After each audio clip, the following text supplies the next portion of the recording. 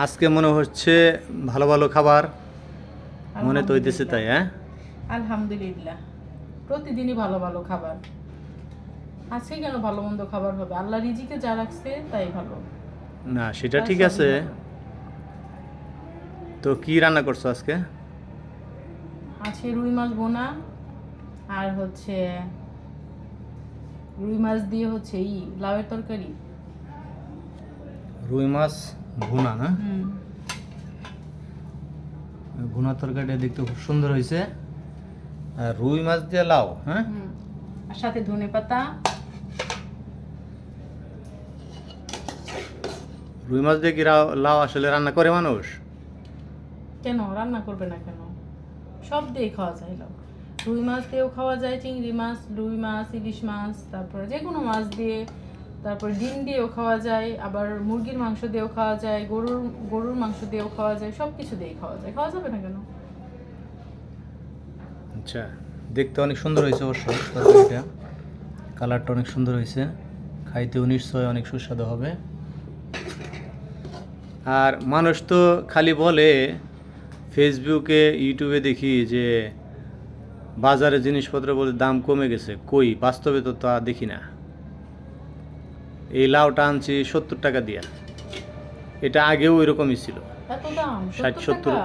60 টাকা 70 টাকা 80 টাকা আগেও এরকমই ছিল, এখনও তো তাই আছে। এই শুনি যে পেঁয়াজের দাম অনেক কম, বাজারে পেঁয়াজের দাম 120 টাকা। বুঝলাম না মানুষ এগুলা কেন বলে, যেটা আসলে কমে নাই ওইটা ফেসবুকে বা ইউটিউবে এটা কম বলার দরকার আছে? মানুষকে শুধু শুধু বিভ্রান্ত করা। কোনো সবজির দামই তো কমে নাই। আসলে যারা বলে তারা মনে হয় বাজার করে না। বেগুন আনছো কত টাকা দিয়ে? বেগুন 60 টাকা কেজি। না, তাহলে তো দাম কমে নাই, আগের মতোই আছে।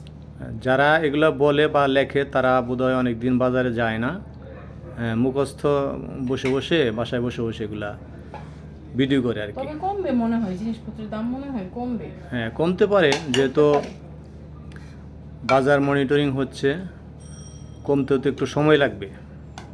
হুট করে তার কোনো জিনিসের দাম কমে না। সেটাই। তো আস্তে আস্তে মনে হয় কমবে আর কি। কমুক, মানুষের ক্রয় ক্ষমতার মধ্যে আসুক। মানুষ জিনিসপত্রের যে পরিমাণে দাম, আসলে চাইলে অনেক কিছু মানে খাওয়া যায় না, খেতে পারি না। দেখা গেছে যে এই জিনিসটা খাইতে ইচ্ছে করতেছে এখন, যে পরিমাণে দাম। আগে আপেল ছিল কত টাকা কেজি, মালটা ছিল কত টাকা কেজি, আর এখন কত কি পরিমাণে দাম বাড়ছে। আমার মনে আছে গরুর গোশত যখন তুমি কিনে নিয়ে আসতা বাবার বাড়ি যখন ছিলাম, তখন তো ওগুলোর কোনো হিসাব ছিল না, মানে বুঝতামই না যে এটা যে কত কি, কোনো সময় জিজ্ঞেসও করতাম না। তারপর তোমার সাথে যখন বিয়ে হওয়ার পরে আমার মনে আছে 200 টাকা কেজি ছিল গরুর গোশত। হুম তারপরে কি হলো, আস্তে আস্তে আস্তে আস্তে মানে এখন 800 টাকা কেজি হয়ে গেছে। মানে কি পরিমাণে দাম বাড়ছে। মানুষ খাবে কিভাবে? মানুষ খাবে কিভাবে? মানুষের ইনকাম তো আর ওই পরিমাণ বাড়ে নাই। বাড়ে না। আমরা যে অবস্থাতে আছি, আলহামদুলিল্লাহ ভালো আছি, কিন্তু আমরা এদিকেও যাইতে পারি না, আমরা ওই দিকেও যাইতে পারি না, আমরা এমন একটা সিচুয়েশনে আছি। আর যারা কিনা হচ্ছে দিনমজুরি করে, তাদের দেখা গেছে আমাদের চাইতে আরো ভালো ইনকাম। তারা পরিশ্রম করে, দিনমজুরি কাজ করে যারা, তারপর হচ্ছে যারা হচ্ছে অটো চালায়, তাদের দেখা গেছে তাদের ইনকাম আমাদের চাইতে আরো বেশি ভালো। কিন্তু আমরা তো চাইলেও তো ওই কাজগুলো করতে পারবো না। না, সবাই তো আর সবটা করতে পারবে না, সবাই তো সবটা করতে পারে না। ইনকাম থাকলেও করা যাবে না। সেটাই। তারপরেও আল্লাহর কাছে দোয়া করি, আল্লাহ যেন সবাইরে যেন ক্রয় ক্ষমতার মধ্যে যেন সবকিছু খাওয়ার তৌফিক দান করে, বউ বাচ্চা নিয়ে সবার চলার তৌফিক দান করুক।